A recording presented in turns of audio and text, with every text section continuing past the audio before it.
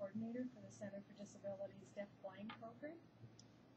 And many times people think of deaf blindness as being a total loss in vision and hearing, when in reality most people who are deaf-blind have some usable vision and hearing.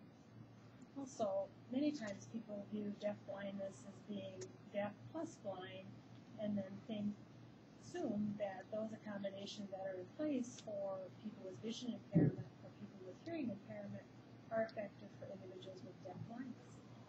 In reality, deaf blindness is considered a separate disability for a couple of reasons. One being that oftentimes even a mild loss in one sense results, when combined with the loss in the other sense, results in the ability for the individual to rely on that sense to compensate for the loss. Secondly, the accommodations that are oftentimes used for individuals who are blind or hearing impaired oftentimes do not work for an individual with deaf blindness. Extreme examples being a person who is visually impaired may be able to use a cane to travel independently in the community. A person who is deaf-blind, however, who has a hearing impairment, may not be able to localize traffic and therefore may not be able to use a cane for travel.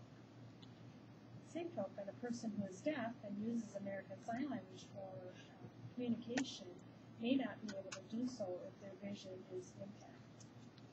The U.S. Department of Special Education does provide a federal definition for deaf-blindness that most states utilize. This is basically a combined vision and hearing loss that causes significant communication, educational, and developmental needs that cannot be met in classrooms developed specifically for kids with vision impairment, hearing impairment, or multiple disabilities. However, in reality, these are the types of settings that most of our children who are deaf-blind reside.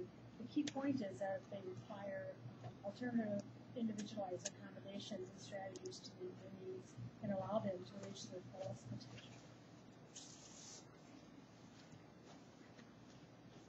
You may wonder, what are the needs of children who are deaf-blind?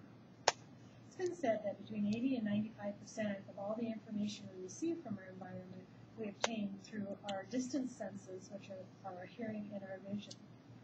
When you think about deaf-blindness as being a combined vision and hearing loss, and neither sense being able to compensate for the loss in the other, then deaf-blindness becomes a disability of access.